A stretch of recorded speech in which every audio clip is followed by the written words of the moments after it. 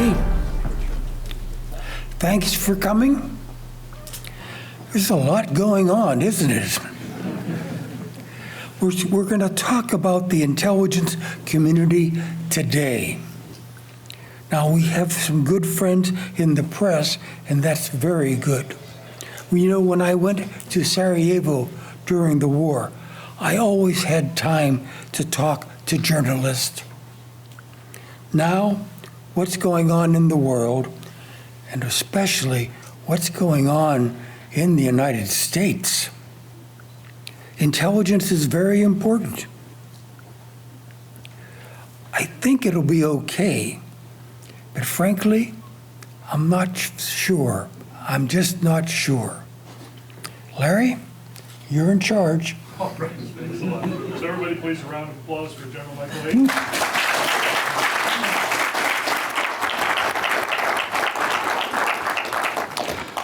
All right, so I'll start off with just some brief remarks before we get into it. So, and I know for some of you this is going to be a little bit repetitious because you've been a faithful audience. But for anybody who's new here, we're the Hayden Center. It is an organization that was founded 7 years ago here at the George Mason University Schar School of Policy and Government. Schar School of Policy and Government is the center for the study of national security, government affairs, all those political science, those sorts of things. It's got a lot of programs that are ranked very high nationally in the various polls that you consult with. So if you know anybody who's looking to go to the university to study those programs, the Schar School is the place to come, either at the undergraduate level or at the graduate level. So please look up online George Mason, look up online the Schar School. The Hayden Center was created in 2017 by General Hayden, who had been teaching graduate level courses on intelligence here at the school since 2009. The purpose of the Hayden Center really is to shed a light on intelligence, the art and craft and science of intelligence, but in particular, the role it plays in informing the policymaker in the policy decisions he or she has to make. And you know, there are obviously many instances where they don't do a good job of informing, so we will talk about that as well. We do that largely through events like tonight, where we feature prominent experts from the field. If you want to know about our events if you want to be amongst the first to know about our events, go to our website, haydencenter.gmu.edu, and you can sign up to get the first mailings about the events. So that's the quickest and easiest way to find out. Otherwise, follow us on social media. There are so many social media sites out there these days. We're on just about every one of them, so just search Hayden Center and you'll find us. We're doing a slow, agonizing decision, like a lot of people, as to whether we're going to abandon Twitter and populate one of the newer platforms with more of our stuff. So stay tuned on that. Tonight's event is, well, first I'll thank you for those of you who came to join us in person. I know everybody's very busy. I know coming to Arlington just after in the heat of rush hour is not always the easiest thing to do, so thank you very much. We also have a large audience that's watching us on our YouTube channel live stream, so welcome to those folks as well. We love it if you come in person, though, and if you come in person, there's food and drinks to be had afterwards. So those of you watching online, if you're in the local area, do consider joining us in person. Tonight, we are going to talk about what just happened last week. Now, I will tell you, a week ago, when we planned this event for the 14th of November, I was worried that we weren't necessarily going to know who was going to be the president, no less who he was going to be choosing to be in significant national security positions. So over the course of this week, the planning for this conversation has changed. As we all know, Donald Trump, the former president, was reelected to a second term. Tonight we're going to talk about what impact that has on intelligence, the intelligence community, and national security writ large. We're going to set some time aside for questions from you folks in the audience here in person as well as online. So start thinking about your questions. I'll alert you to, I'll give you a few minutes warning before we're actually going to start doing it. For those in the auditorium, there are microphone stands at the end of the two aisles here. Once I let you know it's time for questions, just go ahead and queue up there and we'll just kind of alternate back and forth. For those of you who are online watching on YouTube, there is a live chat on our event presentation, use the live chat for your questions, and one of our great student volunteers will be monitoring the live chat and will go up to the microphone and represent your questions in person. As I mentioned, following the event, we're going to have food and drink for those of you who are here. Oh, and when you go up to ask a question, that's actually what we want you to do, is ask a question. So, you know, don't take a lot of time to do a long-winded speech before your question, get to the point. All you're doing is depriving others maybe of having time to ask a question. If you got a speech to make, come talk to us afterwards. We'll welcome all the speeches in person there. All right, so some quick introductions. We have to my immediate, this is my left hand, my immediate left, Ken Delanian. Many of you know Ken if you watch NBC News or its other platforms, MSNBC, and I imagine you're on the online platform NBC Now, is that what it's called? NBC News Now. Ken is the Justice Department correspondent, also covers intelligence, has a long history covering intelligence and national security as well. He began his career at the Philadelphia Inquirer. For any of you Pennsylvanians, you might find that of interest. He had stints at USA Today, quite a good stint at the Los Angeles Times. I think that's where General Hayden and I first met you. That's right. And interesting fact that I didn't know until today, he's a graduate of Williams College, where apparently he was responsible almost single-handedly for its first unbeaten and untied season in a century. So if you want to talk football with Ken after the event. Next to Ken, we have Amy McKinnon. Amy is a national security and intelligence reporter at Foreign Policy, the journal, the scholarly journal that many of us read, and those of you who are students probably cite in papers that you write. She has prior stints with a reporting site called Coda Story, is that? And during that time she was based in Moscow and Tbilisi, has spent quite a bit of time reporting on Eastern European issues in her career. She is frequently seen or heard on BBC, MSNBC, CNN, and she has published, in addition to Foreign Policy, she's published in platforms like Vice and Slate. She's a graduate of the City University of New York with a master's from the University of Glasgow and Corvinus University of Budapest. And bringing up the end of the row here is Warren Strobel. He's the intelligence and national security reporter at the Wall Street Journal. He had prior stints at Knight Ridder and later McClatchy newspapers. Some of you may have heard of Warren from his time there, where he did award-winning work, being amongst the first to push back on the Bush administration's rationale for war in Iraq. Many of you may have seen a movie back in the around 2017, 18, called Shock and Awe. He was played by James Marsden in that film. So if you're interested in the Hollywood story, I'm sure he's got some interesting insights into that as well. He spent several years as the diplomatic correspondent for Reuters News Service. He was a senior editor at U.S. News and World Report and began his career here in Washington at the Washington Times. So please welcome our guests.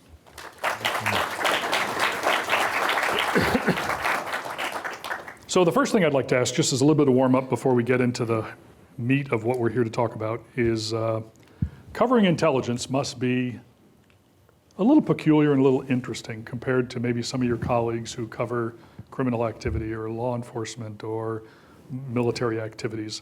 Maybe we're going to walk down the line and you could just offer some thoughts on what it's like covering intelligence. You know, what have you enjoyed about it? What has been frustrating about it?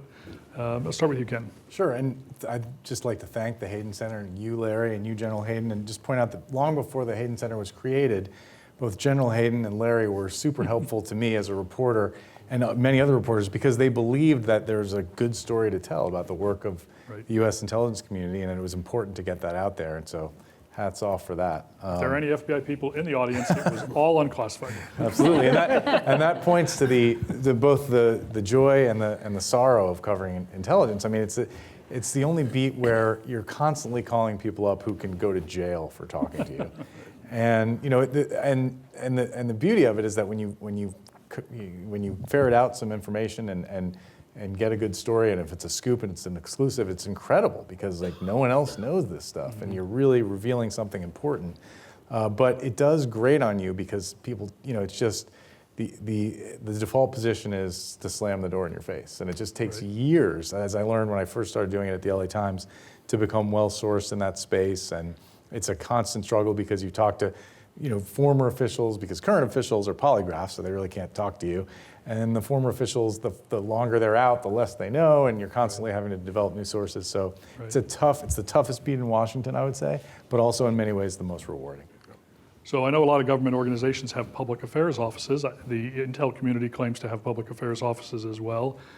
Amy, what's your experience working with public affairs officials in the Intel business? I have to say, I think they're actually the most polite and the most, they can tell you almost nothing, and unsurprisingly, but they always call you back, and they're extremely friendly when they do. I think there has been a marked change, certainly with this administration, at ODNI in particular, in their engagement with the press and being a lot more forward-leaning and engaging in events and doing what they can. I mean, this administration has done a lot on trying to declassify information primarily as a tool of diplomacy, but that's also been very helpful for us as journalists. And you really saw this in the build-up to the Russian invasion of Ukraine, where there was this rapid declassification, primarily for allies in Europe, to warn them about what was about to happen. But that information did spread widely enough that eventually the press, we were able to get our hands on it and also report about what the US was seeing, so that when the invasion did happen, it really was not a surprise to anyone. Right, that was a very unusual development from the Intel community for sure.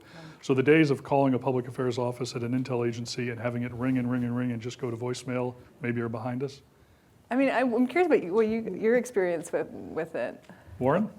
First of all, I want to say thanks for having me. It's great to be here. Larry, it's great to see you, General Hayden. You're a national treasure. You and I have known each other for 25 years. And the General did something very unusual when I first met him. He was the director of the NSA, and he actually invited reporters over to his official residence for off-the-records discussions when you were trying to.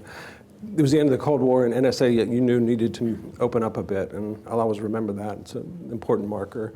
I think my concern in the coming 4 years, I go back to covering the first Trump administration. And trying to cover the CIA and other agencies was like banging your head against the wall. For this reason, the president would often use Twitter or other methods to attack the intelligence agencies. And Gina Haspel was the director. She was a lifelong director of operations officer. And they did not want to risk drawing Trump's attention. So the phone wouldn't quite ring and ring, but it was even more difficult than it's, as my colleagues have said, it's always difficult. It was even more difficult during the Trump administration. I'm concerned that we're heading into that zone again, which will make our jobs, as Ken said, fun but very challenging. Now, Ken mentioned when you talk to people on the phone, often they're people who may risk going to jail because of what they're about to tell you. What concerns do you have, or are there growing concerns about reporters themselves going to jail because of the information you may be accessing or reporting? I don't know. Absolutely. I mean, first of all, as probably many of you know, the Espionage Act makes it illegal to publish classified information. There's kind of a national agreement that journalists won't be prosecuted for doing that, but that's just an agreement. There's no guarantee that sticks, A. And B, in terms of leak investigations and the Justice Department using tools to secretly vacuum up reporter phone records and communication records, there's an agreement right now with the Justice Department that won't happen without first notifying the news organization, giving them a chance to fight it in court. But that can go away. That's just policy. That's just regulation. And many people believe that will go away in a second Trump administration. Do you see, I'll toss this one to you, Warren, do you see a difference between Democrat and Republican administrations, or is it just depends on who the president is regardless of political stripe? I think it's less partisan and it's more who the president is and who his senior leaderships are. And sort of following what Ken said, I worry not just about potential prosecutions of our sources or of us, but like an overall chilling effect in which people from the intelligence community will be less likely to meet with you, not to share classified information, but just to have the normal kind of discussions that are the lifeblood of Washington. We were talking about this as we came down here.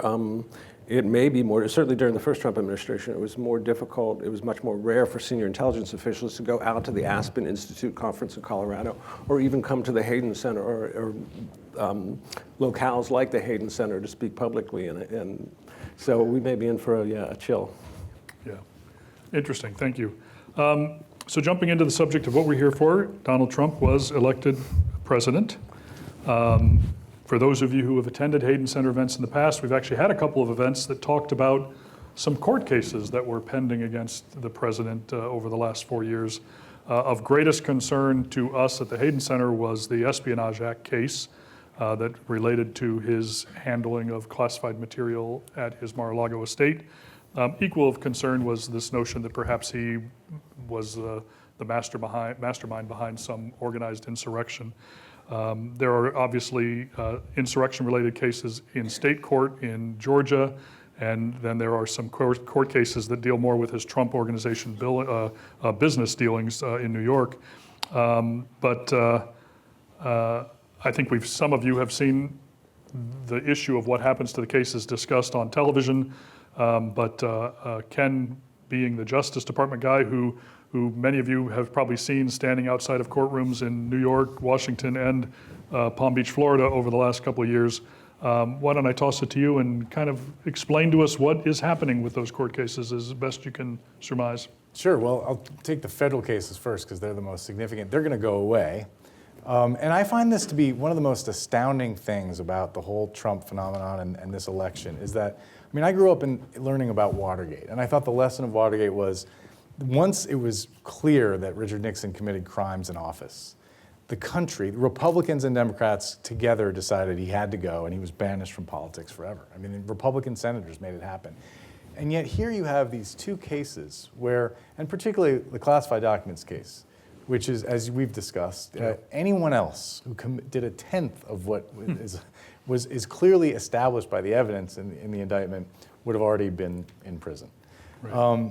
And then it goes beyond that because there's allegations, very credible allegations of obstruction of justice, which is exactly what Nixon, one of the worst things he did. Donald Trump, there's really solid evidence that Trump ordered his employees to destroy evidence to stymie the investigation. And yet, half the country just doesn't believe it. And so Donald Trump, by getting elected, is going to make those cases go away. And already Jack Smith, the special counsel, has filed documents with the court putting everything on hold in both cases. And on December 2nd, he's going to file another court document which is going to explain how they're going to wind down these cases. And there was some thought that maybe Smith and the team would just go right up until the end and wait to be fired. But they've decided that that's not the route they're going to take. The Justice Department has a policy that says a sitting president can't be prosecuted. They're going to respect that even before he's elected. They're going to wind down these cases. And essentially, he gets away with it. And, some people think the January 6th case it relies on tortured readings of the statute.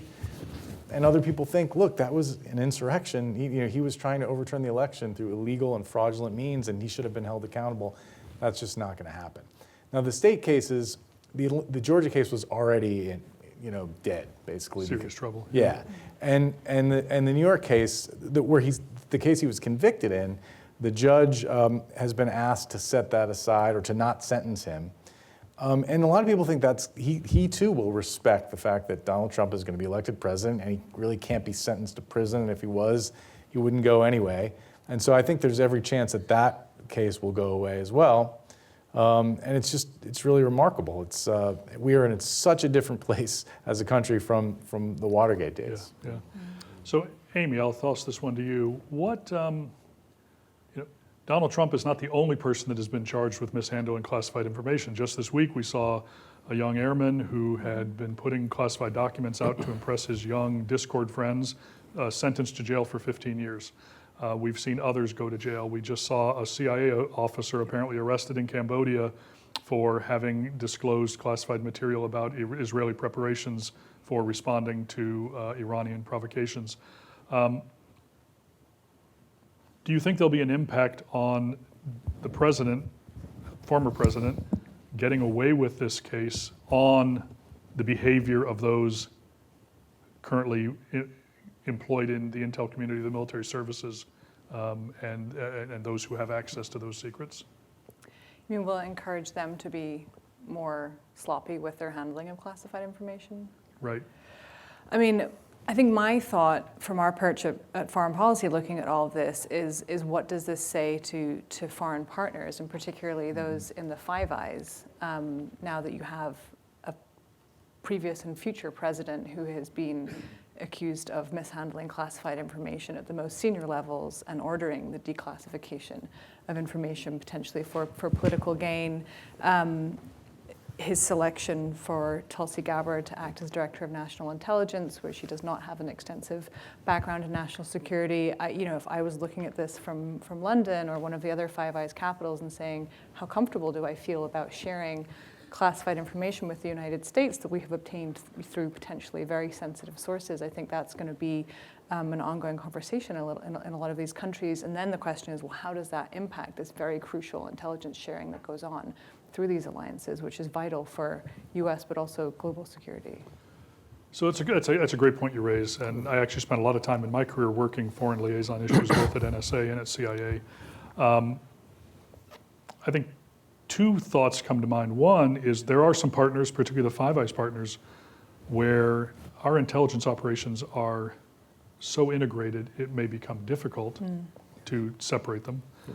And then secondly, for those partners that are not so well integrated, often it's a two-way street, but it's multi-lanes coming out of the US and maybe single lanes coming in from the other countries.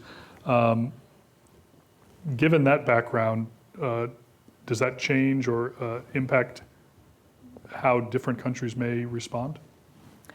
I mean, I think it's going to play out, right? In the bowels of intelligence agencies, it's going to be hard to get a read, and that goes to one of the challenges, I think, of this covering this particular area during a Trump administration. Is there are going to be tensions, there are going to be strife, and it's always difficult to get a read on in any administration. But I think particularly in this one, where it goes on at depths where it's very difficult for even us in the press to get a handle on. So Warren, I'll toss this one to you. In addition to foreign governments perhaps worrying about their intelligence being protected, we've actually had Donald Trump on the campaign saying that he intends to actually begin to restrict intelligence sharing with foreign partners, depending upon how they behave or how much they're contributing to NATO. Do you think that's a realistic concern or threat on the part of the incoming administration? I think we have to consider everything a realistic concern or a threat today on November the 14th, 2024. I think that is a concern. I'm not sure how much the audience or those listening and viewing understand how reliant the United States is on these intelligence sharing relationships, particularly during the war on terrorism, but even today. I mean, some of the foreign partners provided and continue to provide material that saved lots of American lives, right? Particularly our partners in the Middle East who have great intelligence on the ground, they shared information that stopped attacks. And so this stuff is really, really valuable. I worry about that, and I'm sure we're going to talk about this, but I worry about the impact on the institutions of the intelligence community and law enforcement, which are they're nonpartisan. I think America writ large doesn't realize this, but these are nonpartisan people who, if they have politics, they keep it in their vest. They don't talk about it. Their mission is to serve the country and defend the country. And I think that is all going to be challenged in the weeks and months ahead and years. Thank you, guys. That's great.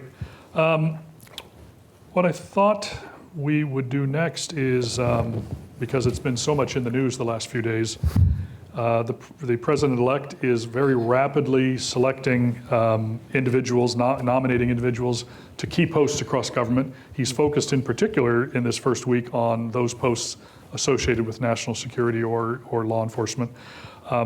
So I thought I would perhaps ask you guys to talk about who these individuals are, what their varying experience levels they might be, what perhaps the confirmation likelihood might be around some of these individuals, and if you think any of these individuals have their own agendas that they may be bringing to the table. So why don't we start at the top, the Director of National Intelligence. This is the position that was created back in 2004 and 5 to manage and coordinate the activities of now up to 18 separate intelligence elements across government. The President has identified Tulsi Gabbard, a former Congresswoman, and I don't know what you call her current occupation, but former Congresswoman. Maybe, I don't know, Ken, you want to go ahead and take a stab at Tulsi Gabbard? Sure. And what she brings to the table, what she might not bring to the table? She is a combat veteran, an Iraq combat veteran. I believe she was in military police. And she was elected to Congress and represented Hawaii as a Democrat. And as many of you remember, ran for president as a Democrat in 2020. But even then had some views that were discordant with mainstream foreign policy views in both parties. Very distrustful of the intelligence community. And very sort of against American power projection abroad and wanting to get out of foreign wars. And particularly this came up in the context of the Syria, U.S. involvement in Syria. She visited Bashar al-Assad in 2017, was criticized for that. Has also been criticized for allegedly disseminating Russian propaganda, including the canard that there were bioweapons labs in Ukraine. She repeated that in videos, and no less than Mitt Romney chastised her for repeating Russian propaganda. And just remarkable that she was running to oppose Donald Trump for president in 2020 now, and she became a Republican, and now she's poised to become his senior intelligence officer, who would be, the way they did it last time, would be giving him his presidential daily brief every day in the Oval Office. So, speaking of the Russian propaganda that she has espoused, I'll ask Amy this. There are some who wonder, could she actually be an agent of the Russian government or the Russian intel services? Your thoughts?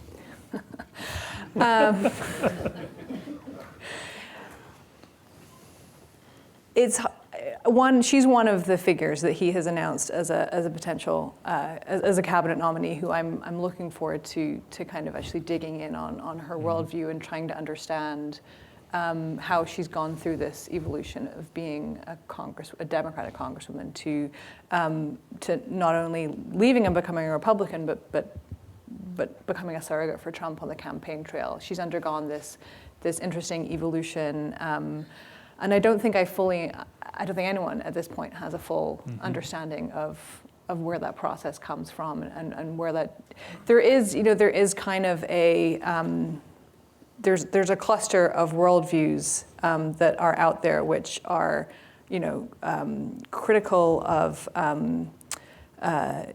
U.S. military campaigns in the Middle East in the 2000s, the length of those wars, the toll that took on veterans, that sometimes leads people to then have views that align with America's adversaries. And I don't quite understand how people make that jump, but it also does not necessarily mean that they are agents of the Russian Federation either.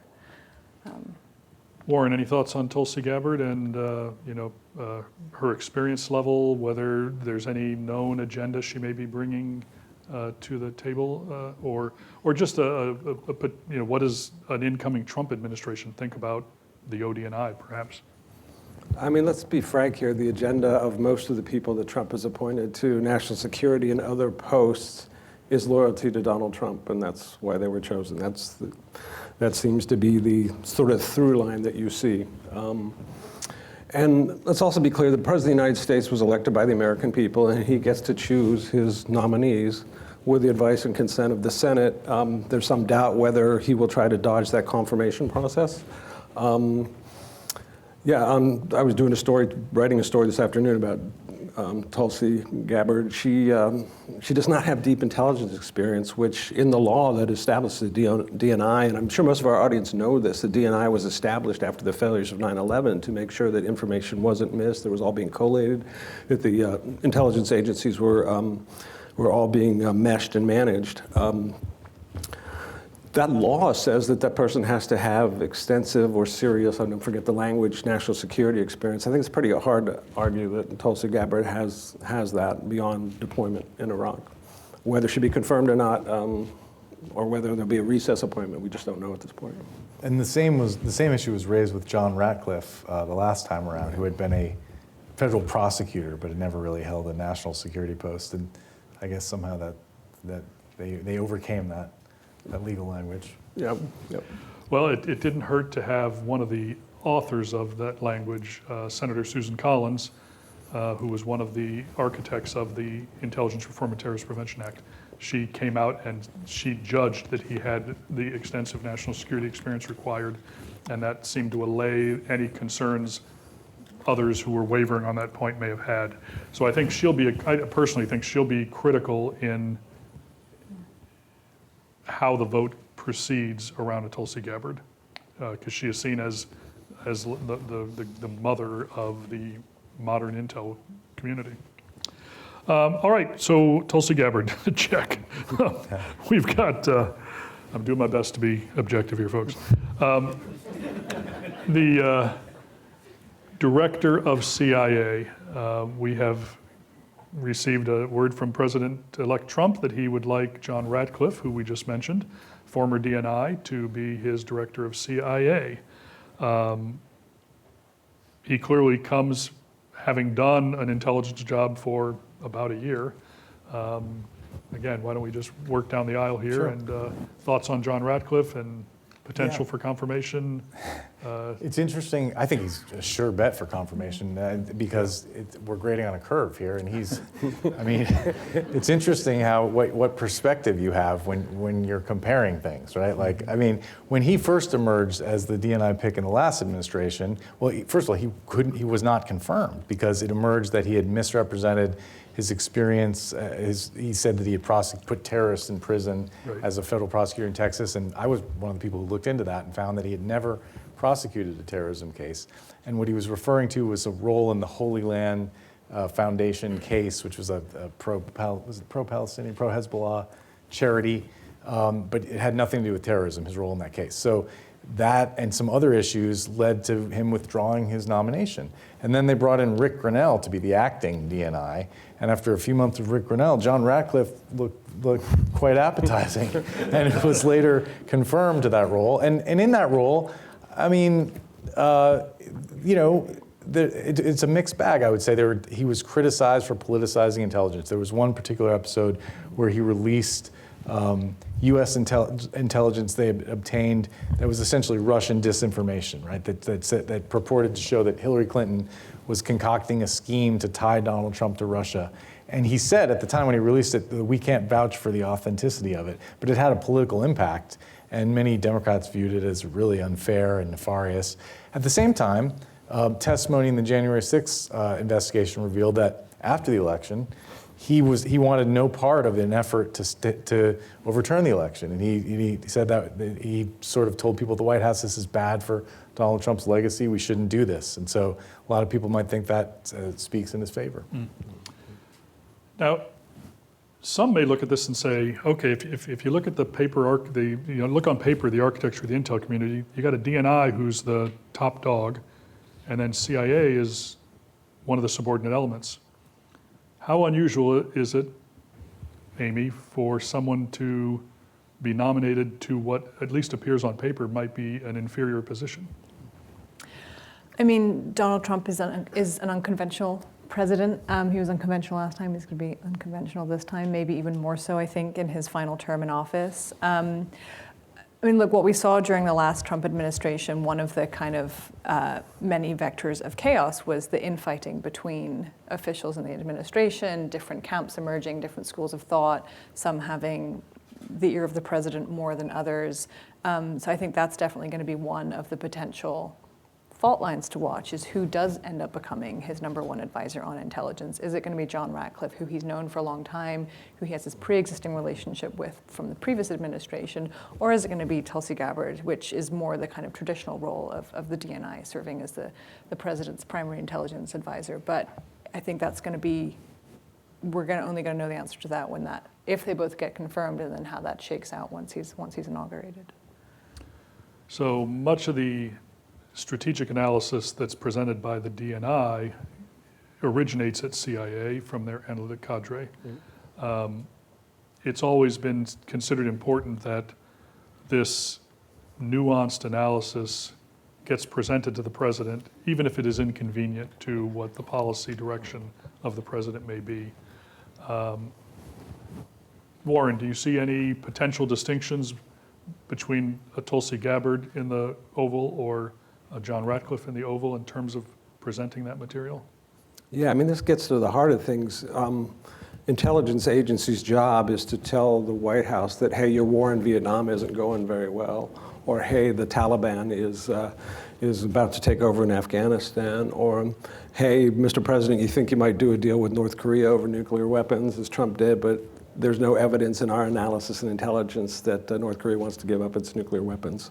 So I was talking to a former operations officer, CIA operations officer earlier today, and his concern was that her job isn't going to be to present a nuanced view of all these 18 different agencies and their expertise of what's going on, but she might filter or shape the intelligence, she being Tulsi Gabbard, to keep him happy. And I think that's a concern. I'm not saying it's going to happen, but it could happen, and that's to the detriment of the country and to our security. And one other point, if I could, real quick. The same former operations officer, I chatted with him really quickly on Tuesday night, and his first reaction to John Ratcliffe was, well, he's better than Kash Patel. And Kash Patel, for those who don't know, is sort of this flame-throwing Trump person who is in the, burn the institutions down. So it's sort of like the situation with Ratcliffe 4 years ago, where he's like presented as a slightly more palatable alternative to. Right. And Kash Patel may yet end up with an important job. Yeah, but there was concern he'd be slid in there and. Well, do they get the posts that don't need Senate confirmation? I think that's the question. I've heard rumors that Kash Patel may be being considered for the chief operating officer at CIA or the deputy director position, neither of which requires confirmation. Yeah. And perhaps he would be seen as somebody that would keep a more rational John Ratcliffe in check. And just to build on what Warren was saying, I mean, there's been a lot of reporting, some of us have done some of it, about what the lengths to which the intelligence briefers had to go to get Donald Trump to pay attention to his intelligence briefings. And they learned, for example, that things that were about him were important to include, what foreign leaders were saying about him. They learned that he didn't read the briefing, so they had to use graphics and photos and pictures. They also learned to make sure that they blew up the photos, because if they didn't, he might crumple it up and stick it in his pocket and we'll never see it again. I mean, it's really, but those were people trying to be honest brokers and get the message to him. So it's kind of scary to contemplate someone who is not so concerned with unfiltered, representing fairly what the agencies are saying, and instead is trying to curry favor or steer policy in some direction. So do any of you fear that the intelligence communities may pull their punches or hold back analysis or sources and methods from even their own leadership if they're worried? Absolutely. I think it's a possibility. It's a big fear, yeah. And that would be to the detriment of, well, one could argue it could be the detriment of national security. Maybe it would be the opposite. It would protect secrets. Interesting thought. That's scary. And people, Donald Trump supporters who are listening to this will be outraged and say that that's the deep state at work. That's that these people work for the president, and they need to, that they would want to prosecute that kind of behavior. Right. Yeah, absolutely. Yeah. There was one other possible outcome here, which somebody mentioned to me today, which is, with all due respect to those of you who worked at the DNI in senior positions, the Central Intelligence Agency has never really loved the DNI or its establishment. We are the Central Intelligence Agency, right? Yeah, really. You've been talking to some case officers. Yeah, those guys and gals. But if you posit that Tulsi Gabbard's going to be the DNI and Ratcliffe's going to be the head of CIA, you could see a situation, I think, where you have a fairly weak DNI. There have been eras in our history, in the DNI's history, you've really had strong leadership, and there's been other eras where it's not been. And the point is, you could see where the CIA is sort of running the show even more than it does now, under Ratcliffe being at the top, but actually the real decisions being made by senior professional intelligence officers. I'm not saying it's going to happen, but it's one possible scenario. Yeah. And that has been an ebb and flow through much of the 20-year history of the ODNI and the DNI structure. Absolutely. All right, we've got some other key positions that are not running the intel community, but they're critical positions for national security. We'll start at the top with the National Security Advisor. Mike Waltz, congressman from Florida, has been tapped for that position. I think that came as a surprise to some. But what do we know about Mike Waltz and his views and how he may approach the job of National Security Advisor? Why don't we start at the other end and reverse things, not put Ken on the spot? Yeah, I'm not good at Mike Waltz, so that's good. I have to be honest, I don't know a heck of a lot about Mike Waltz, Congressman, I believe, from Florida. Yeah. But one of the most salient things here is he's a China hawk. He very much believes that China is the major threat, that we spent too much time on other threats. And what I think you're seeing is a little bit of a divide among Trump's appointees or in Trump world between two very different foreign policy worldviews. You have the MAGA Trump worldview, which is the United States should pull back, make America great again, don't get too involved in the world, stop aid to Ukraine, let Israel do what it wants, don't start new wars, et cetera, et cetera. But then you have the Waltzes, I think, and I don't know them as well as I should, and the Marco Rubios, who very much believe in an assertive American role in the world, see China and Russia as major threats, and want a aggressive or at least a robust American policy. So how that shakes out is going to be fascinating to see. Yeah, Warren stole what I was going to say, which is one of the stories I'm working on for tomorrow, if I get around to it, is this sense of, I think, discontent in the more isolation, trying to map the ideological world around Trump's foreign policy, because everyone uses the word unpredictable to describe his foreign policy, but there is actually some elements of consistency both within his worldview, just certain things that he has been saying for decades. Tariffs, he's never met a tariff he didn't like. He's always been very afraid of nuclear weapons and of getting into a confrontation with nuclear powers, and trying to map out then from there the different camps that are kind of influencing his thinking and influencing the coming administration. And I think based on the appointees that we've seen so far, you're seeing at least two camps emerge. And I think Waltz and Rubio are more kind of the mainstream Republican hawkish worldview. Now, Rubio certainly in recent years has tacked closer to Trump. He has said more kind of Trumpy things, whether or not that is a natural evolution of his thinking, whether that's him moving to be where the party is increasingly moving for political reasons. You have to ask him that. Mm-hmm. But I think there's a lot of disappointment in the more isolationist wing of the party that really wants to see America not get involved in overseas conflicts, not disappointed with these picks. But then you have picks like Tulsi Gabbard, Matt Gaetz, and I think they are much more from the MAGA wing of the party. So how that is all going to gel together in a future administration, and to what extent there's going to be tensions there, I think that's going to be very interesting to watch play out. So that raises a good question. When for those students who might be in the audience, you probably have taken a class that has studied different models of national security advisors and how they approach the job. So one wonders, will Mike Waltz be like a Brent Scowcroft national security advisor who makes sure that all those disparate views you've just mentioned are presented to the president with some key recommendations? Or will he be more like a Henry Kissinger, who comes in with his agenda and tries to force his agenda against the agenda of these others? Any thoughts on that? I don't have a view on it. That's a really interesting question. I don't know enough about Mike Waltz to render a guess on that. But it is just such a dichotomy. I mean, when you listen to the things that Marco Rubio has said about China and the threat from China, the way that the United States would have to orient itself to the world and build up its military to respond to the way he views the threat is not consistent with being isolationist and MAGA and America first and pulling back. So there's a huge contradiction there. I don't think I'll go through all the rest of the appointees at this point, because we're going to want to go to audience questions here in a moment. So.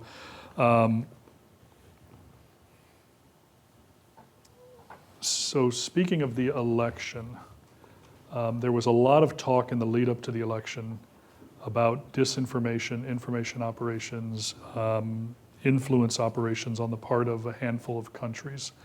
The election has taken place, candidate has won.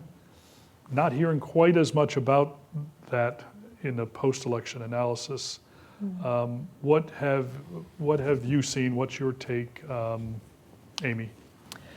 I think you're hearing less, partly just because there has been such a deluge of news since the election, but also I think there is just this sense that foreign election interference efforts are here to stay. I think in 2016 it was foreign governments have tried to do this for many, many years, but with social media, I think 2016 was the first time that we really heard about a very concerted effort from a foreign adversary to try and sway American voters. I think that was very shocking, and I think that combined with questions around the 2016 Trump campaign's own relationship with Russia, it created, I mean, the first 2-3 years of the last Trump administration were just dominated by the story of the Mueller investigation and the various Senate investigations into Trump's relationship with Russia. But I think now, I mean, well, a big difference, there's a couple of big differences now. One is that the intelligence community was a lot more forward-leaning about coming out and briefing the press, briefing lawmakers, speaking openly about these threats and the countries that were behind, about which countries were doing what, which candidates they even preferred. So we heard about, China basically seeing both candidates as equally bad to its interests. Iran really trying to kind of play spoiler for the Trump campaign, Russia seeking to kind of elevate the Trump campaign. So that's one big difference I think we've seen is just there's a lot more openness and transparency now about what's going on and what the intelligence community is seeing, but also the speed with which they're coming out. I mean, on election day itself, when there was those bomb threats being called into polling stations in Georgia, I mean, almost in real time, you had officials come out and saying, we think this is coming from Russia. And that's just a radical change from where we were 8 years ago in 2016. So defense has gotten stronger, and public acceptance of this as being the new norm Yeah. has ameliorated the threat to a certain extent. Well, the threat has actually only become much more sophisticated with AI. I mean, some of these videos, if you've seen them, are very difficult to tell whether or not they're real. It's only in the most sophisticated AI-generated videos where you can show a candidate saying something totally ludicrous. It's only in very small, slight tweaks here and there that you know that it's not genuine. And a lot of people, if they're scrolling through their phone and you're on the subway, you can see how people wouldn't even realize that. So what intelligence officials have been telling us is that the threat is much more sophisticated and they're much more persistent, but at the same time, there's a lot more awareness about it as well. With the results of this election, do we anticipate any of these nations backing off their efforts, or do you think it's just going to get worse? My money is on it's here to stay. It's going to get worse. Fascinating. Any thoughts from the rest of you?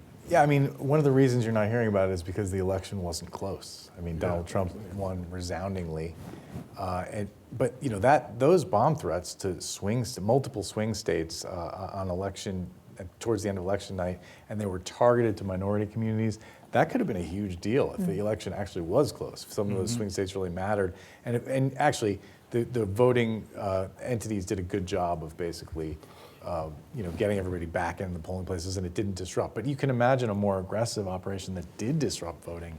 That would have been a huge deal. And I mean, it's really remarkable, particularly the things that Russia did in this cycle, from the $10 million influence operation to the videos, it's here to stay.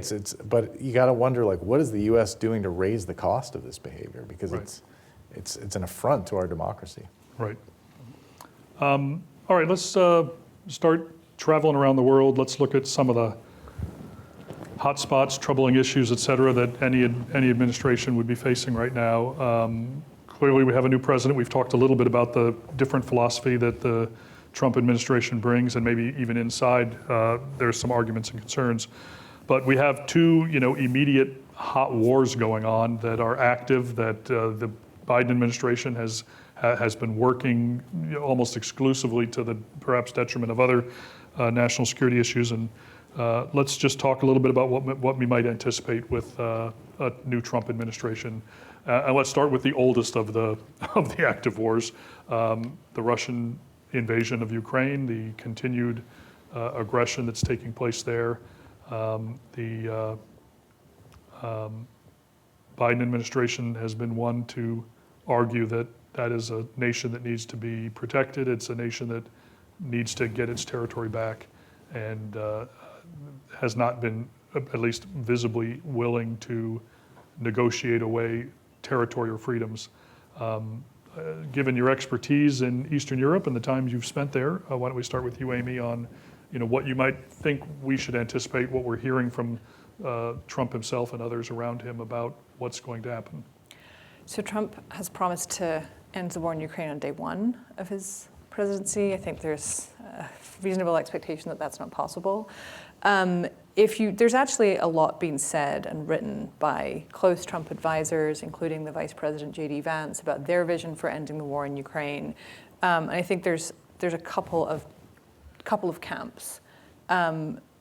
If they were to pursue some kind of peace negotiations or some kind of settlement, one is the kind of the West Germany model, which is where Ukraine could agree to temporarily concede part of its territory, and then the remaining part of the territory gets firmly anchored in the West, surge of weapons, NATO membership, EU membership. That's one kind of school of thought. And then the other school of thought, which would be even less kind to Ukraine, is freezing the conflict at its current moment, having some kind of buffer zone. This is the vision which has been put forward by J.D. Vance on the campaign trail, and then the remaining territory agree to, for 20 years or something like that, not pursue NATO membership. Now, these are just two schools of thought that are out there. They've written about this in The Economist, and they've said it on the campaign trail. My understanding is that the transition team is nowhere near having coherent schools of thought on what to do with the war in Ukraine, that it's, at the moment, things are pretty chaotic, and they're very much focused on these appointments. They have not gotten down to the nitty-gritty. Trump is expected to appoint a special envoy to the conflict, which I think a lot of supporters of Ukraine are encouraged to hear, that it is going to get that kind of attention, although it's going to, I think, depend on who gets that appointment. But there's, of course, a couple of major obstacles, not to mention the belligerents themselves. I think that the jury is very much out on whether Ukraine would actually would be willing to lay down its arms if a deal on the table was not favorable to it. Zelensky has promised to fight and get every inch of Ukrainian territory back, but also Russia. I mean, Russia is on the march at the moment. They're slowly gaining territory in the way they haven't since 2022. So Trump is, if he wants to try and end this war and stop the killing, as he said, he's really going to have his work cut out for him. Any thoughts, Warren? On Ukraine? No, I think Amy has it exactly right. So the second hot war in the Near East, Israel actively prosecuting, significant warfare against Hezbollah, against Hamas, against Iran to a certain extent, either through its proxies or directly in response to Iranian provocations. What does a Trump administration mean to that conflict? Start with you, Warren. So I just want to be clear, you're asking me to predict Donald Trump's form. I'm sorry. Or at least describe what you may be seeing coming out of Trump and some of the people surrounding him. Yeah, let's sketch this out as best we can. Trump historically and those around him have been very sympathetic to Israel. He was the one who moved the embassy from Tel Aviv to Jerusalem. I think you're probably going to see less of the criticism of the way Israel has conducted the conflict in Gaza and elsewhere than you saw in the Biden administration. I should add the Biden, for all its criticism and threats, the Biden administration is very ineffective in moving Prime Minister Netanyahu even one notch. So I think you will see, by and large, support for Israel in the region. I think one of the things that the Trump administration is proudest of in its first term, and rightly so to some degree, is the Abraham Accords. And these was the successful effort to get Israel and some of its Arab neighbors who did not have relations with Israel to recognize each other and have diplomatic and trade relations, particularly the United Arab Emirates, one of the most powerful countries in the region, and also Bahrain and so on. I think you'll definitely see an effort to try to expand that.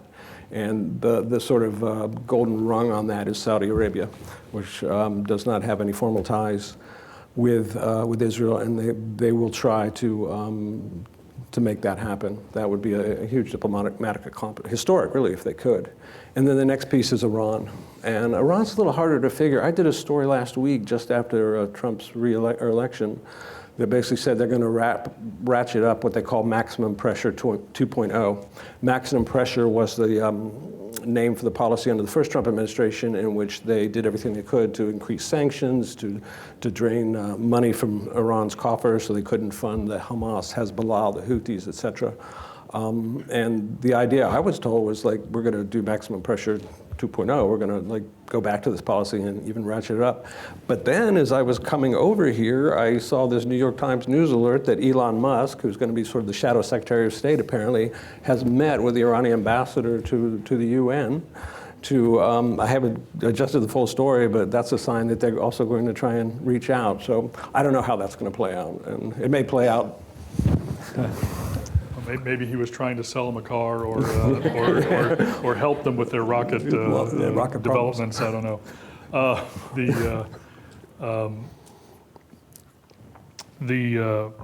For those of you in the audience who have questions, go ahead and start making your way to the microphones, and we'll get started with those questions right after my next question.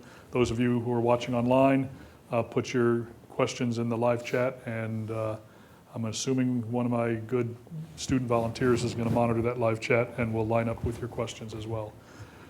So there's a myriad of issues we could talk about, but the big one, and the one that most national security experts identify as the long-term threat, is China on a variety of fronts. Donald Trump has, during his first administration, had some pretty strong views on China. He's expressed views on China during his interregnum, and I imagine during the campaign as well, he had some commentary. So why don't we start at this end here with you, Ken? Any thoughts on the China? I mean, it's just that one of the most fascinating things of recent history is that China is the one bipartisan issue in Washington, right? It's the one thing that Democrats and Republicans agree on. It's the one part of the Trump policy that the Biden team continued in terms of the tariffs and a much tougher stance towards China. So it'll be interesting to see if Trump can get even tougher, because that's certainly the rhetoric you hear from his advisors. Just things like the TikTok ban, which is interesting because Trump used to be for it and then he was against it. We'll see where that comes down. There's just a number of different. For example, there's some legislation that would ban the most popular drone maker in the United States, which is DJI, which is a Chinese company, would ban that from the market. That would be dramatic. That's like 90%. I mean, NBC News uses their drones. Everybody uses their drones. Yeah. It would be interesting to see whether Trump supports that. But it's pretty clear that that's the one thing that he may get some traction on in terms of bipartisan agreement with his foreign policy. So one of the key issues with China is the race towards mastering lots of different technologies. Any thoughts on the Trump administration with regards to their pursuit of and mastering of technologies? Warren? One thing the Biden administration has done, and I think done fairly well, is try to limit some of those really key technologies, particularly chips, to make sure that China never overtakes the U.S. and its allies as the leading designer of the chips that are in my phone here and in just about every other thing that we use on a day-to-day life, and they're vital to the intelligence community too. So he's done that. He's tried to limit China in other ways. Whether Trump follows up on that and continues that or not, it's hard for me to see. One thing about Donald Trump that we know is he loves to do deals, right? Mm-hmm. So one could see him trying to come up with either narrow deals or some broad overall deal with China that deals with these things, that deals with trade and so forth. I think he would probably be open to that in his own mind, but his advisors, as we were discussing earlier, like Rubio, are not on that train. A lot of concern about pronouncements from within China about designated dates to be ready to perhaps go after Taiwan, either militarily or through some kind of embargo around the country. How realistic do we see that, and how do we see a Trump administration potentially responding to that threat? I mean, I think U.S. military leaders have said that their expectation is that by 2027, China is at least going to be potentially poised to make some move to reunite with Taiwan by force if they feel necessary. So this could be, I mean, it's a terrifying thought, but this could be something which arises during the next Trump administration. But I mean, one thing that a colleague of mine has done some very interesting work on this, is what is the goal of U.S. competition with China? What is going to be the goal of the next Trump administration in its relationship with China? Is it just to prevent China from becoming a rival on the global stage? Is it to make sure that it can't dominate and disrupt trade flows in the Indo-Pacific? Is it regime change, which some Republican thinkers will advocate for in China? What is the end goal of this? And there's really, I think, not a lack of clarity, and I think that also fuels some of the uncertainty and some of the panic in Beijing, because if they don't know what they're dealing with in Washington, they don't know how to respond in kind. So I think whether or not there's going to be a clarity of thinking on that is going to be something to watch for. Another thing they're going to have to deal with, and it's just a competency issue, is this, China seems to be winning a lot of intelligence battles lately. I mean, there's news of a really destructive Chinese hack of American telecoms that may have gotten access to highly classified information around FISA warrants. There's been stories about just the overwhelming number of Chinese spies in the United States, like overwhelming the FBI's ability to ferret them out.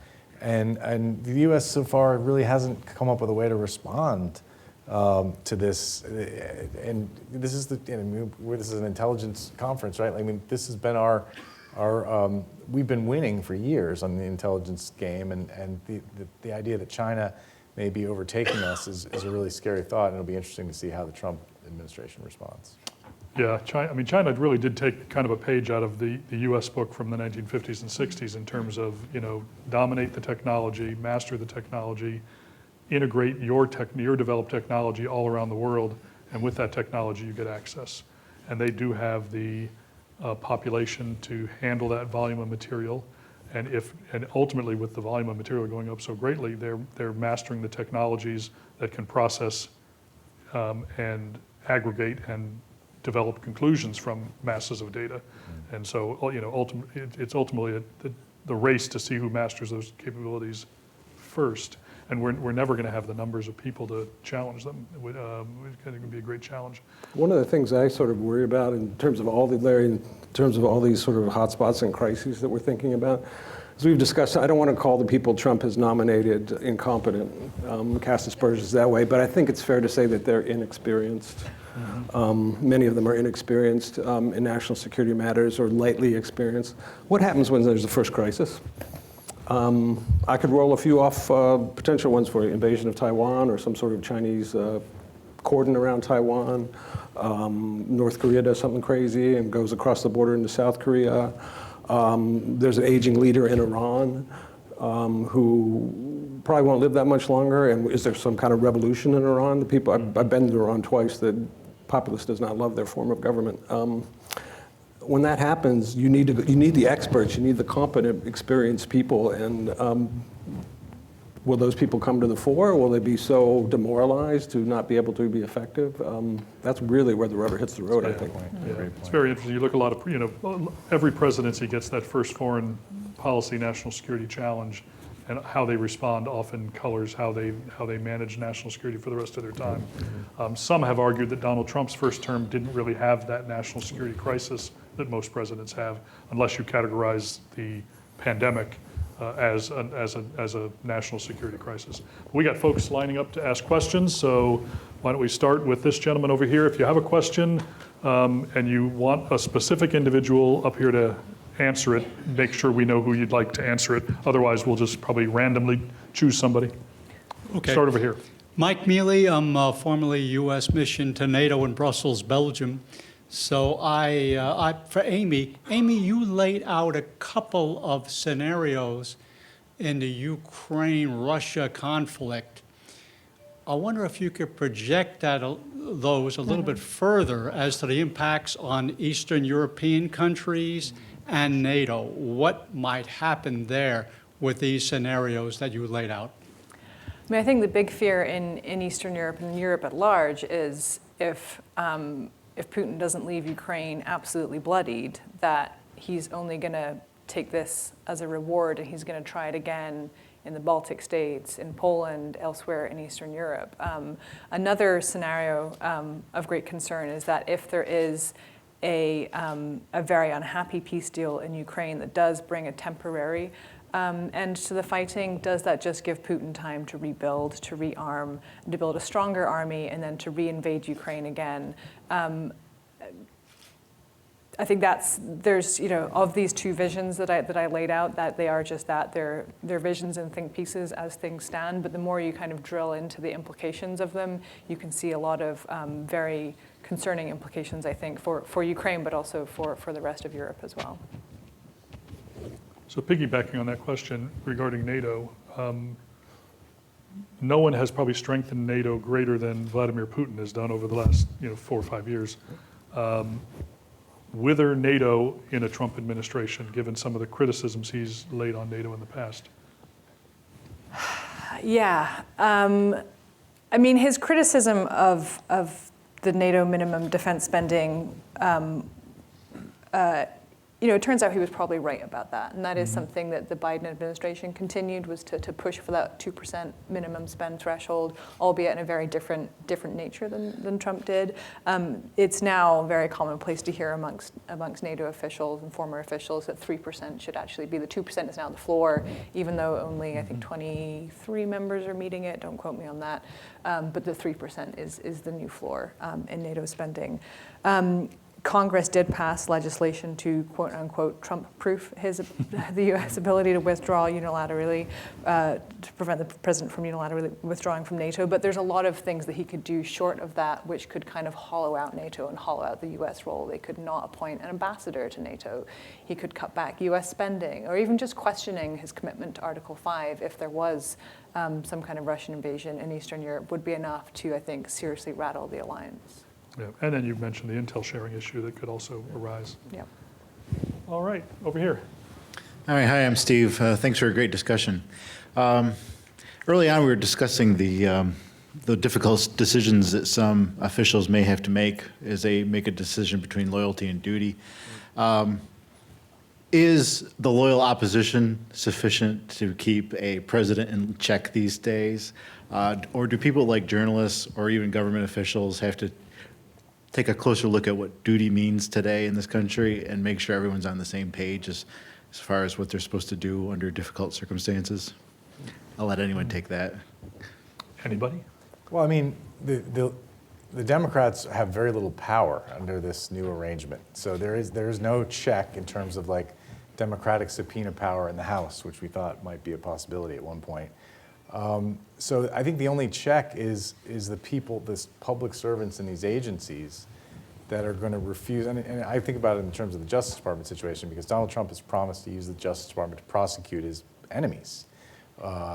And it just doesn't work that way. The FBI doesn't launch criminal investigations out of thin air without predication. But at some point, if they're ordered to do that, somebody's going to have to say no, or resign, and so it's going to be interesting to see, and that could happen all over the government. It could happen at the EPA, it could happen at the Transportation Department. That's, I think, where and it's harder than people realize. Everyone who's worked in government knows to steer the aircraft carrier of government in the direction that you want, and that's why these guys are all talking about Schedule F and really talking about firing people and getting rid of the deep state, because they know that. So that's, I think, where the biggest tension is going to be. For those who don't know the arcana of Schedule F, it would be a new category of federal employees that would greatly expand the number of employees that would be serving at the will of the president. And it could allow the president or his designees to fire them and then replace them with people that would be more loyal. Yeah. What about piggyback on the question, what about the courts as a check? The courts are indeed a check, absolutely. Although, if it gets to that point, and in the context of a criminal investigation, that's not a great thing, because somebody is under investigation, they have to spend hundreds of thousands of dollars to pay lawyers, their lives may have been upended, that can be punishment enough. So that should not happen without predication. But if it does get to that point, then the courts are a check, juries are a check, absolutely. But absent criminal activity, what about judges right.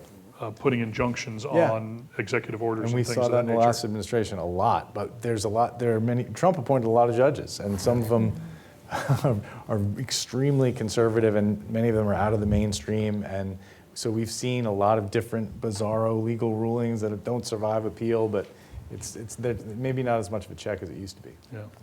Right, over here. Hi, thank you all for your conversation tonight, very interesting. 2 questions, I'll try to make them quick. One, Amy, you discussed, and Ken to an extent, all of the efforts we're taking to defend against election interference and so forth. What have we done, are we doing anything that can be discussed in terms of an offensive approach, fighting back at them on the other side? And then briefly about technology, we've talked about chips and we've talked about AI.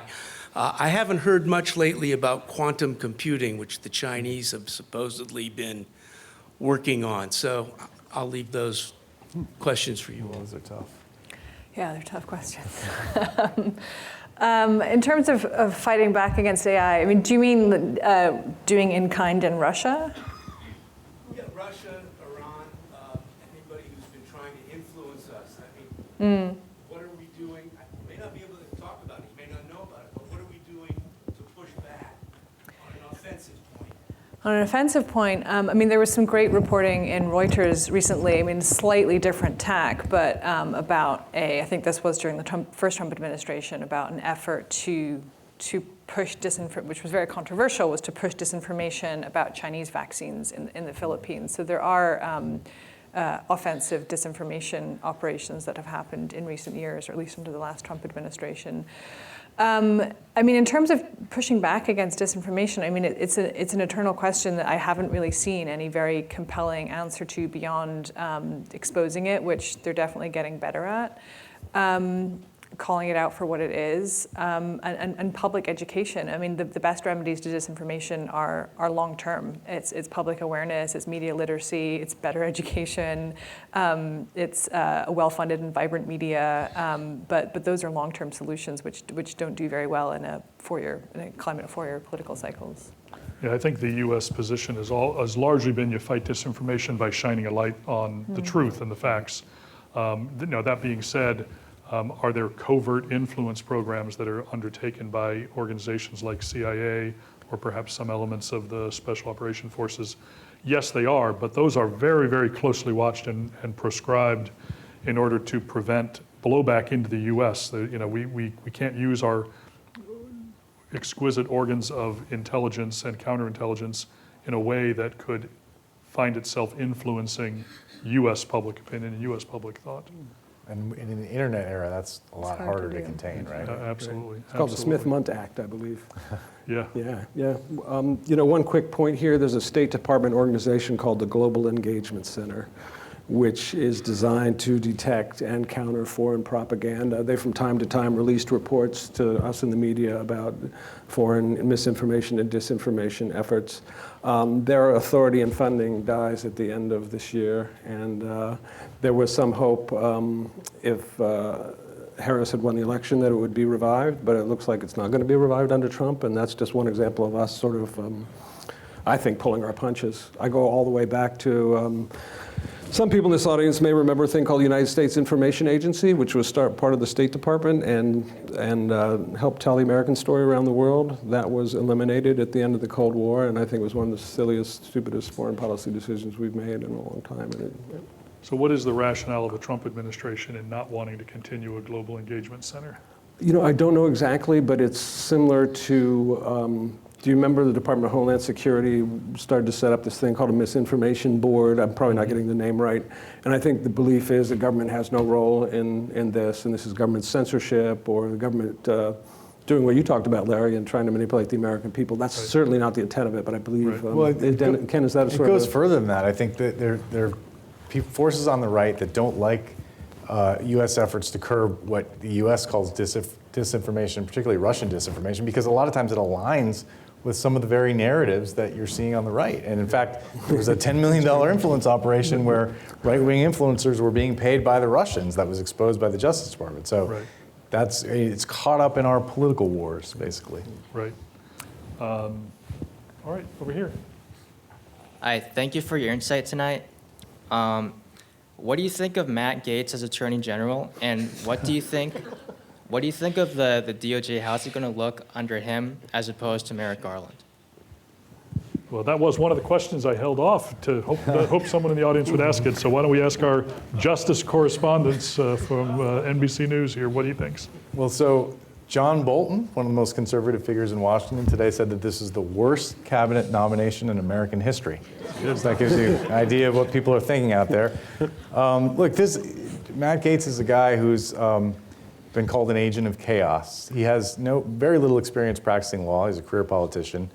So he doesn't really fit the profile of what we think of as an attorney general.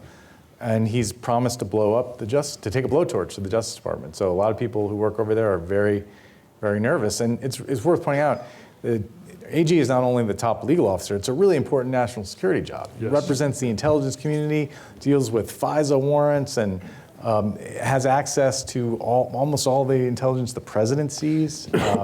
And knows things about FBI counterintelligence investigations that other people in the government don't know about. So it's a really consequential job, and a lot of people are very concerned about Matt Gaetz filling that role. Yeah, under presidential executive orders that organize intelligence activities in the country, it's the Attorney General who's given the responsibility to guide and inform the activities of the intelligence community, particularly around collection or activities against U.S. persons. And so that's a very important position for sure. Good question. All right, we've got 2 more people here. Let's go ahead and, if you guys are fine with it, we're going a little long, but we'll take these 2 questions and then we'll wrap it up from there. So we'll start with you, sir. Yeah, thank you for the conversations. It's pretty interesting. So piggyback on your point, Warren, about the Ukraine war, North Koreans are now starting to deploy there, about a couple of thousands of troops, and their inventories of shells are like one third of the whole Russian weapon inventory, and all with the whole love fest between Trump and Kim in the last administration. Do you think like Trump will actually welcome that, or basically just like just abandon, let they play around in Ukraine? From what the sources you have been listening to. That's a really good question. I don't know if Trump would so much welcome. There are, according to U.S. intelligence, about 10,000 North Korean troops in Russia and getting ready to fight. I don't know if Trump will welcome it, but as Amy says, you see this sort of withdrawal of American interest aid, maybe even intelligence support that we know that we're giving that doesn't get talked about. Just let things go, and I don't see Trump and Trump administration robustly trying to stop that. And as to whether he kind of tries another bromance with Kim, I wouldn't bet against it. I mean, he maybe to a degree that is unhealthy. He believes in these personal relationships with leaders, and that he can meet them and do a deal. I mean, my God, he crossed the DMZ into North Korea and shook hands with Kim. So I wouldn't put it past him to try and revive that. And last point here, I think some of these very clever foreign leaders see this, Putin, Kim, and try to use his desire for a deal or his desire for personal whatever, they play it back against him. Just to piggyback, Please. Given where we are, I mean, it remains to be seen what Trump is going to make of that relationship, but the intelligence agencies definitely very, very alarmed about this emerging axis. There's been various names for it, axis of the sanctioned, axis of evil 2.0, but these relationships between Russia, Iran, North Korea, and China, which is all kind of running through the war in Ukraine, deep concern about that. And I think that how the next administration handles that relationship is definitely one of the big storylines to watch, I think.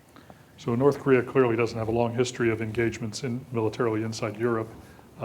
Some are suggesting this may prompt, or is maybe prompting, South Korea, which has greater economic resources and military might and technology, may find them playing a larger role. Are you seeing any of that from your reporting? Me or Warren? You. South Korea play a larger role in the war in Ukraine? Yeah. I mean, there certainly has been overtures to the South Koreans to try and, I think they have contributed. I think they are among the 52 countries that are contributing to the alliance, giving military aid to Ukraine. And someone was telling me the other day that they're concerned that the great new competitor for the U.S. arms industry is not going to be Europe. It's actually going to be East Asia, because they're rapidly bolstering their defense industrial base. But yeah, I mean, there's been questions about, will South Korea try and develop nuclear weapons now, given where North Korea is now. It's a lot more assertive, given its deepening friendship with Russia. Another big component of this is what does North Korea get in return from its assistance to Russia? I think that we still don't know yet. What does that mean in the event that North Korea tries to cross the DMZ? Does Russia come to its aid? We don't know. So there's a lot of questions there for South Korea. Well, and you raise a great point about the nuclear problem. I mean, some argue that a retrenching America only will prompt more nations to want to develop their own nuclear weapons, because they're going to perceive that they've lost that nuclear umbrella from us. All right, last question over here. Hello. Oh, Hello. Thank you guys for having this conversation. I think it's important. I know the panel mentioned about I guess the hot wars, Ukraine and Gaza, but I was wondering about I've heard on especially on the Trump campaign trail about like taking more aggressive actions towards the cartels south of the border in Mexico, and I was wondering what would that look like? Would it be more so that Trump would I guess favor options like involving sending like special forces to go after the cartel leaders, or more so just declaring these cartels like the Sinaloa cartel as like foreign terrorist organizations? That's a great question, and it not only the possibility of some active combat, but how does that tie in with the judicial efforts against illegal immigration? So Donald Trump and some of his advisors have advocated both of those things. But it's a little unclear to me how they propose. I mean, are they saying unilateral like Navy SEAL raids into Mexico, which would be an act of war, and in a country that really has a long history of being very touchy about U.S. military involvement on its soil. And as it is, I mean, they've limited, this Mexican government has really limited the DEA's ability to operate inside Mexico right now. So HSI, which is a component of Homeland Security, is doing more of the work, of the enforcement work, for historic reasons. But I think they are serious about that. And you know what? Fentanyl's killing 70,000 Americans a year. It's a big deal. And Trump talked about it a lot more than the Democrats did. The Republicans had fentanyl victims speaking at their convention. The Democrats did not. It's an issue that cuts across class and race, and it affected, probably everybody in this room knows someone who's been affected by this crisis. So there's definitely a hunger for something to do, for people, the government to do more. The one issue, though, is the reason the Biden administration, in some cases, hasn't done as much as maybe people would have wanted, is they need Mexico on the migration issue. And there's a balance there. They need Mexican cooperation to stop the flow of migrants coming up from the south. And so they can't afford to do a unilateral military operation that really infuriates the Mexican government. Another issue that comes up on this, in fact, when General Hayden was CIA director, the notion of launching military strikes into Mexico was raised during the Bush administration. And one of the concerns that was brought up was the fact that it's difficult to discern when you're crossing that border and attacking people who on the other side is actually an American citizen. A lot of questions then about extrajudicial activity if going against American citizens. Now, those issues were issues discussed in the war on terror against American individuals that were siding with Al Qaeda and others, but they've never, I don't think, been fully explored and fully resolved. I do think you're going to have, I'm sorry, I know we need to wrap please. up, but you will have more focus on Latin America in this administration. Typically, Latin America is like an afterthought for most administrations' foreign policy, I'm afraid to say. And it's not just the fentanyl and the immigration issues, but Marco Rubio cares deeply about that part of the world, particularly Cuba. He's going to be, if confirmed, I believe the first Hispanic American Secretary of State. You have many Trump advisors or Trump nominees who are from the state of Florida or other it's the south of the United States, and I just think you're going to see more focus on that than we have in quite, for better or worse. All right. Any last thoughts? Anything we missed? Nope? Great. All right. Well, I want to thank Ken, Amy, and Warren for joining us today, shedding light on a lot of what this new administration is bringing to the table. Clearly, a lot of it is still to be determined. I think I hope, though, we've been able to distill issues to help you focus your attention as the news unfolds. And please join me in thanking them with a round of applause.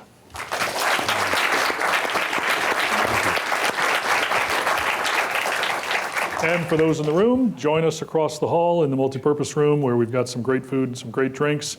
And hopefully our panel members will be able to stick around for a little while and maybe answer some individual questions you may have had but were reluctant to bring to the microphone. So thank you. Thanks, Larry. Hey, thanks a lot. Appreciate it.